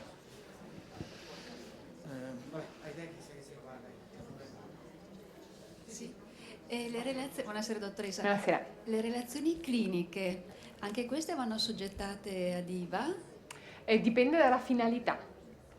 Se è una finalità se è una relazione clinica fatta per questioni legate per esempio al rilascio a una pratica pensionistica piuttosto che all'idoneità appunto all'uso del porto d'armi o cose di questo tipo, allora va assoggettata ad IVA ma è comunque detraibile. Se è una relazione clinica fatta così perché il paziente mi chiede una relazione clinica, è una spesa sanitaria e non va IVA. Se è una relazione clinica fatta per scopi diversi, che vuol dire che giudiziario, di solito spesso avviene per cose di questo tipo, allora una consulenza tecnica non è una spesa sanitaria, non è detraibile fiscalmente, non va comunicata col sistema tessera sanitaria, va assoggettata ad IVA. Invece quelle cliniche che può chiedere il paziente a fine consultazione eccetera, Sanitaria rientra nella prestazione di tipo clinico che è stata svolta. rientra nella prestazione, quindi va nella Esente. somma, diciamo così, della fattura, anche Sì. se ci sono prestazioni diverse nella stessa fattura, per esempio. Sì, sì. Una domanda che presumo che forse lei non sappia dirci la risposta, però gliela faccio lo stesso. E nel caso in cui ci arrivino le credenziali a dicembre, voglio Sì. dire, quindi l'idea di non riuscire a mettere tutte le fatture perché ci arriva tardi. Allora, io mi sbilancio e credo che per fine novembre arrivino le credenziali a tutti, salvo chi può avere un problema, ma allora ha una comunicazione di esito negativo. E quindi programmatelo durante le vacanze di Natale.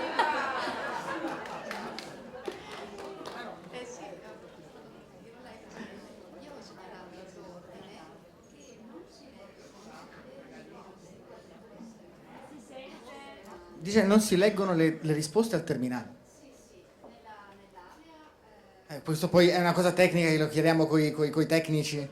Vabbè, allora poi chiariamo la questione di come leggere. Di che risposte? Lei arriva dall'altra sala, Sì. visto che almeno Dai. vedi che ce n'era qualcuno.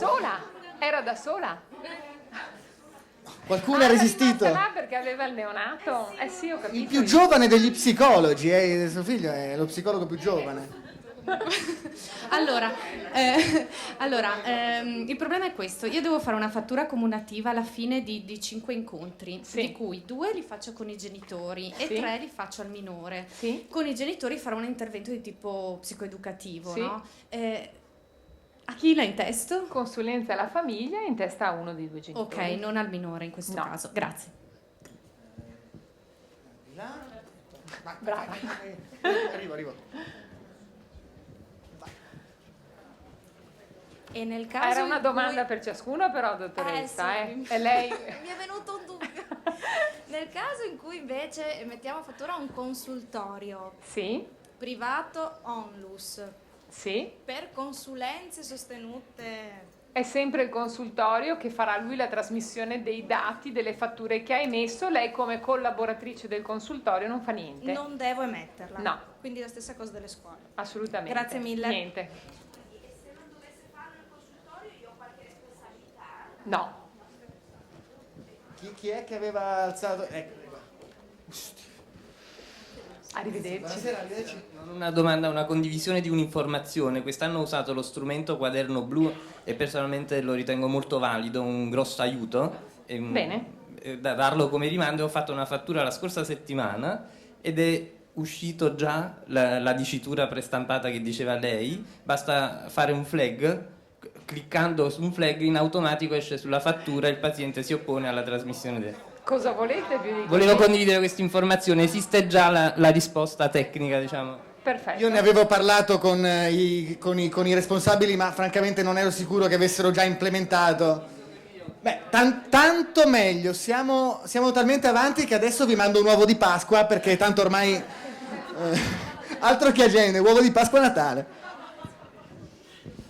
Buonasera dottoressa, io avrei tre piccoli chiarimenti. Il primo è questo: diceva che il soggetto del pagamento, tipo il titolare, il soggetto di pagamento e il soggetto intestatario della fattura devono essere gli stessi soggetti. Nel caso per esempio in cui il pagamento mi venga da un bonifico intestato ad una persona diversa, no, Non importa, comunque l'importante è che ci sia, cioè lei deve guardare l'intestatario del documento, non dobbiamo fare il Sherlock Holmes perché ha pagato Tizio, si sa cioè, mai. affari loro. Un'altra cosa, se c'è un errore nella trasmissione del codice fiscale, il sistema tessera sanitaria mi dice che l'errore è nel codice Sì, fiscale? c'è lo scarto del codice fiscale, quindi ovviamente devo verificare la ricevuta di trasmissione e mi dà gli scarti dove ci sono dei problemi, segnalandomi quali sono i problemi. Ok, l'ultima velocissima: sostegno alla genitorialità come dicitura nel corpo del testo di fattura è perché io ho sempre fatto Sanitaria? credere ok, Lo è,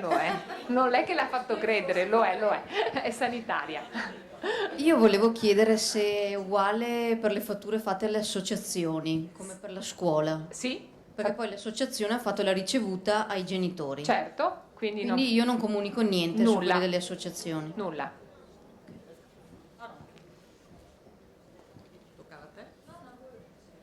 Buonasera dottoressa, Buonasera. volevo una domanda a lato della questione. Io sto appena iniziando l'attività libera professionale, volevo sapere la prestazione che si richiede poi il bollo è sopra i 75 oppure no? 77,47 €. Grazie. Prego.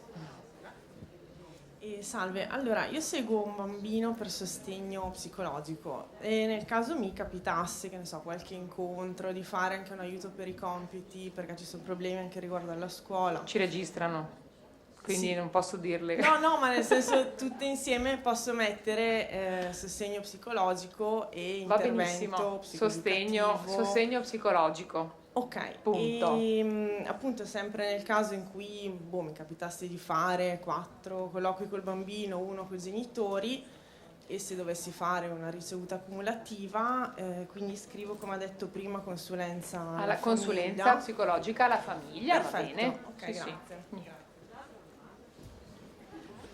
Scusi, se comunque con lo spesometro bisogna farlo ad aprile l'elenco dei clienti e lo deve fare il commercialista, che senso ha? Se lo fa anche cioè è lo stesso?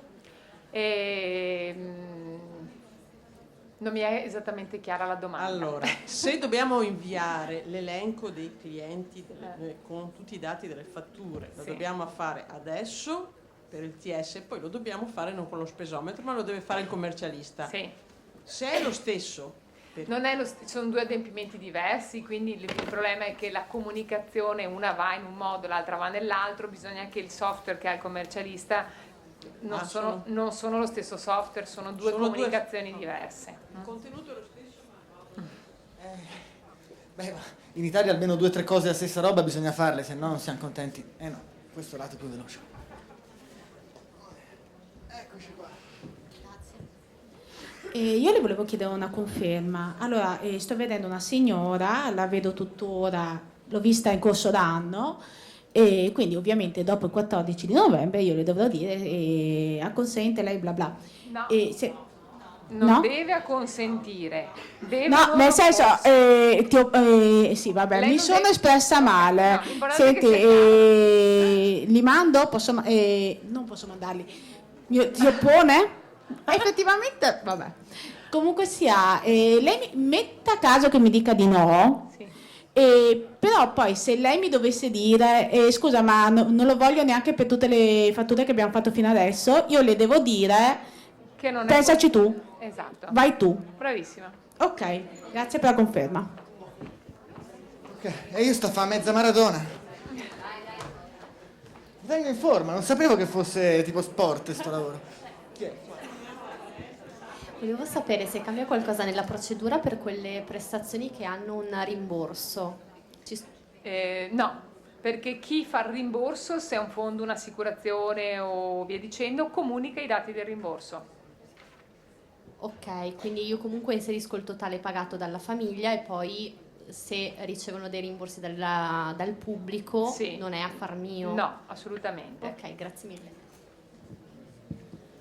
Allora, sarà perché faccio dei ragionamenti un po' particolari, però le domande sono un po' queste, ovvero io trovo un po' critico il fatto che sia retroattiva questa cosa, ovvero comunque che a settembre, quindi quasi al fine dell'anno, sia retroattiva dal 1° gennaio del 2016. Io su questo chiederei anche un parere dell'ordine, non so se il nazionale si è espresso in merito. Come? Allora, diciamo che concludo il ragionamento Sì. prima. Allora, lo trovo un po' critico per 2 motivi. Uno, perché comunque noi non facendo i dentisti, ma facendo gli psicologi, abbiamo anche una relazione, come dire, diciamo che si basa sulla relazione il nostro lavoro, pertanto questa informativa va inserita all'interno di un quadro che è un po' più complesso, ovvero all'interno di una relazione. E quindi, considerando anche gli utenti, il target, diciamo, che viene da noi, ci sono anche persone con le quali sto anche interloquendo su questo, che in qualche modo hanno anche solo il timore della trasmissione, non tanto della cancellazione o del 730 che poi arriva precompilato eccetera eccetera, ma addirittura della trasmissione. Come dire, non ci chiediamo il perché, ma è così. Nel momento in cui è così, se io ho in carico una persona che viene prima del 14 di novembre, questa persona comunque si farà dei cioè io non posso dire ok, a questo punto, siccome qua siamo al 12 di novembre, non al 14 di novembre, però retroattivo al 1 gennaio, mi dispiace, io non posso, lo devo trasmettere perché sono obbligato, adesso che ti faccio dal 15 di novembre la fattura, ti puoi opporre. Io mi chiedo quanto effettivamente il mio tipo di relazione con la persona sia funzionale alla relazione stessa, cioè al lavoro poi di fatto. Non so se mi sto spiegando nel ragionamento. Qui la questione è più, forse non è tanto questione della dottoressa Rizzato, qui il punto è che come professionisti ordinistici noi dobbiamo avere una credibilità tale da far estremamente ben presente al paziente, al cliente, all'utente la differenza che c'è tra la relazione terapeutica, la relazione psicologica rispetto all'adempimento fiscale. Qui si sta trattando di adempimento fiscale, certo non è il massimo della vita per noi, ma è una legge che il Parlamento ha fatto. Quindi la nostra professionalità dovrà, tra virgolette, contrastare questa legge che in effetti non è il massimo della sensibilità, ma anche l'evasione fiscale che abbiamo in Italia non è il massimo della sensibilità. Diciamo che a volte la politica deve scegliere il male minore e in questo caso i governanti, piaccia a noi o meno, hanno scelto questo come male minore. Con la nostra professionalità dovremo essere in grado di comunicare esattamente, primo, che è un adempimento per tutte le professioni sanitarie, 2, che è una questione fiscale, 3, che sono dati comunque protetti, 4, che l'invio è una questione tecnica, 5, che non va neanche lontanamente a toccare la relazione terapeutica. Saremo in grado di farlo con tutti i pazienti? Me lo auguro. Se per caso ci fossero un minimo di problemi, dobbiamo tenere a mente che il governante ha scelto quello che secondo lui era il male minore. Cosa si fa? Se qualcuno non è d'accordo ci pensa alle prossime elezioni. Il problema è che noi in questo caso, tra virgolette, dobbiamo utilizzare la nostra professionalità per attutire questa situazione. È l'unica soluzione che mi viene in mente e non mi sento nemmeno di far dare una risposta a Barbara, perché in questo caso non è proprio una questione da commercialista.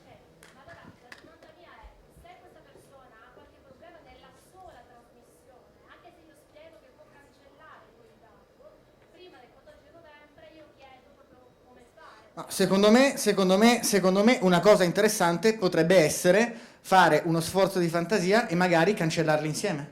Ma è una proposta che faccio io personalmente, me la sono inventata al momento. Amica mia, io devo mandare questa cosa per legge, ora la cancelliamo insieme così non ne rimane traccia. Col paranoico andrà benissimo, ma ripeto, è una soluzione che ho fatto su in questo momento. Magari qualche clinico ritiene che possa non essere una cosa adeguata mettersi al computer con un paziente ma ognuno trovi le sue soluzioni. Noi abbiamo questo adempimento, ce lo becchiamo sul groppone.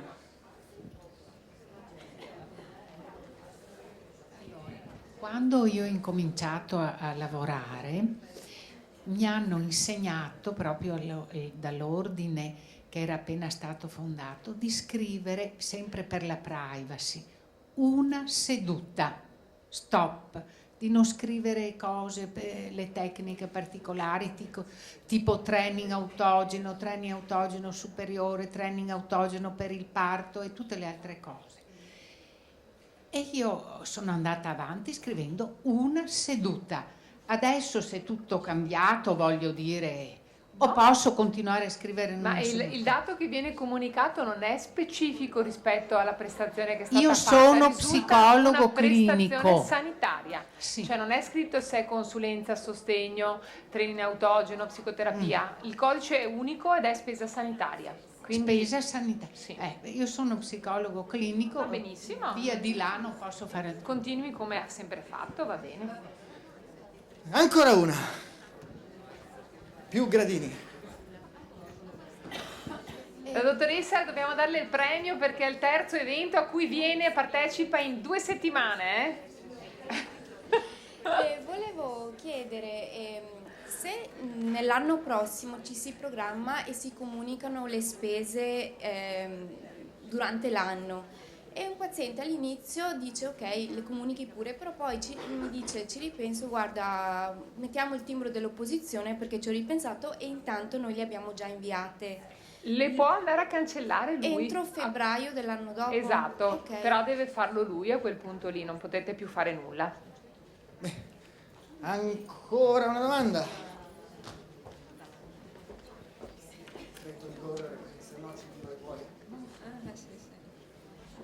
Salve, sono Perpina Antonella. Io le rifaccio una domanda perché non ho sentito la risposta. Sì. Nel caso in cui abbia un codice fiscale che, come anche a me capita un paio di volte all'anno, che magari tiro giù e sbaglio e mi accorgo dopo che appunto in fase di trasmissione che è sbagliato, non posso recuperarlo per qualche motivo, non lo vedo più il paziente. Il dato non parte perché il codice fiscale è sbagliato, non si può fare nulla, cioè E o si quindi- recupera il codice fiscale o il dato risulta non mandato. E quindi potenzialmente È un errore quello è un lì, no? errore, è un'omissione, quindi c'è la sanzione di 100 euro per la mancata comunicazione, però se l'Agenzia delle Entrate le scrive e glielo contesta, a quel punto lì lei lo deve sistemare entro 5 giorni. E allora lì il problema è che se il codice fiscale comunque non ce l'ha, non vedo come possa sistemarlo. E quindi pago i 100 euro? Diciamo che l'Agenzia delle Entrate, se le scrive che non trova il dato, vuol dire che le dà probabilmente già un'indicazione del dato che non trova. Il codice fiscale probabilmente in quel momento lì glielo dà l'Agenzia delle Entrate, vorrei dire. O comunque lei può mettersi in contatto con l'agenzia e dire che aveva provato a fare la trasmissione ma il codice fiscale risulta incongruente. Non è che si può fare diversamente, cioè bisogna prestare attenzione a un dato indicato sulla fattura, bisogna che sia corretto. Lei ha ragione, però volevo capire di che morte devo morire. Così. Diciamo che lo risolviamo per il futuro senz'altro ottenendo la copia dei codici fiscali, per il passato speriamo che sia un problema o inesistente o molto contenuto, questo è il discorso. Allora, per una valutazione diagnostica fatta, io l'ho fatta ai sensi da IVA. Sì. Quindi la comunico tranquillamente anche Sì. se è stata utilizzata successivamente per fini giuridici. Beh, allora questo. diciamo che le hanno chiesto una valutazione, lei non è detto che sappia a che fini Infatti, viene questo utilizzata, quindi sicuramente non vedo il problema. Sì. Di lì, in fondo, più vicina. Solo per conferma, quindi se il paziente formalmente con noi si oppone e quindi scriviamo e lui firma, poi può comunque portarla in detrazione Assolutamente tramite il suo sì. commercialista? Sì. Grazie. Benissimo. Prima... E io volevo sapere esattamente che cosa appare nella denuncia, nel modello, quello precompilato, cioè appare spesa sanitaria e va bene, e a fianco appare anche cioè, dottoressa tal di tal, cioè, cosa... E allora compare il dato riepilogativo di tutte le spese e ovviamente c'è la possibilità di andare ad acquisire il dettaglio con il contenuto di quelle spese, quindi se sei il dentista, se è lo specialista medico di qualche prestazione particolare o se è lo psicologo. Sì. Di nuovo.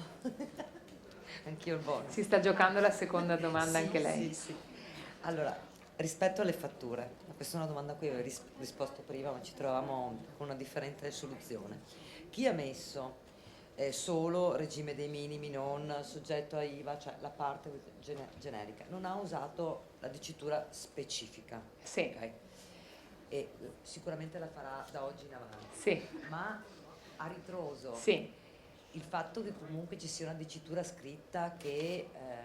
Consideriamolo una violazione formale, cioè non è che cambia la natura della prestazione. Esatto, se la c'è prestazione è una prestazione psicoterapia. sanitaria, non ho scritto che è esente, però è chiaro che la psicoterapia è sanitaria e quindi la mando ovviamente. Si comunica tutto. Assolutamente sì. Grazie. Niente. Bene, allora. C'è una dottoressa ancora. Qua, più vicina. Sì, buonasera, io sono arrivata tardi per cui spero di non fare una domanda che è già stata fatta. Io ho ricevuto una mail in cui si diceva che la scadenza, il termine di scadenza per l'iscrizione alla piattaforma tessera sanitaria era il 31 ottobre. Io ho avuto una serie di disavventure perché ho provato un sacco di volte e ogni volta che mandavo invio dopo aver compilato tutta il format mi diceva errore generico. Io ho provato veramente centinaia di volte per più giorni fino al 31 ottobre. Poi io sono arrivata alla data di scadenza, sono andata un attimo in panico, sono stata all'Agenzia delle Entrate, mi hanno detto che loro non possono aiutarmi in questo senso Non so cosa fare. Ma la registrazione adesso l'ha fatta o no? Non riesco ancora a farlo, ho ritentato. Ha riprovato. È capitato anche a me. C'è un numero verde. Ho provato a chiamare anche il numero verde, me lo sono giocato perché ho litigato col signore che era dall'altra parte. Ma che tanto ti rispondo un altro. Brava. Con loro al telefono mi hanno fatto rifare tutto con loro lì al telefono e fine è andato. C'è un problema di natura tecnica che francamente... Sì, è un problema di natura tecnica. Volevo sapere Non succede niente, c'è comunque... una proroga rispetto al termine di scadenza, entro quando dobbiamo assolutamente... La registrazione la dovete fare adesso, se non l'avete fatta fatela, perché il problema è che poi avete un tempo di attesa per l'attribuzione delle credenziali, quindi il rischio è di trovarvi voi in una situazione di disagio perché avete le credenziali tardi per fare l'adempimento, ma se la fate oggi invece che averla fatta entro il 31 ottobre non succede niente. Sì, perché si diceva che ci sarebbero state sanzioni economiche. Ma chi lo diceva? In questa mail ricevuta da associazione di psicologi. Ho capito, però se scrivono delle fesserie... Vabbè. Grazie. Il terrorismo lo lasciamo ai privati, Esatto. cerchiamo di fare informazione, va? Esatto.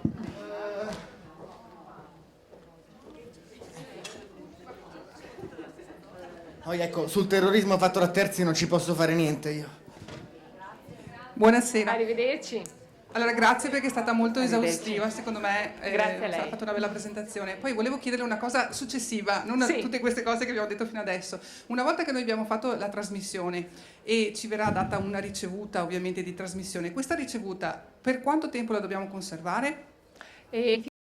Fiscali, quindi sono gli obblighi normali della decadenza dei 5 anni.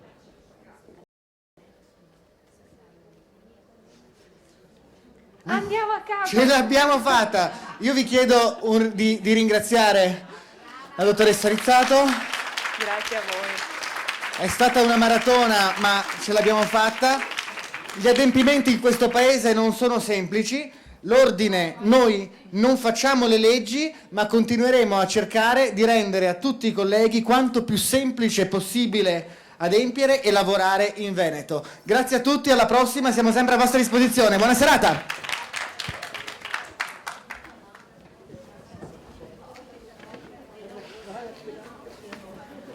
Sì, sì. Sì. Comunque non ci sono. Assolutamente sì. Esatto.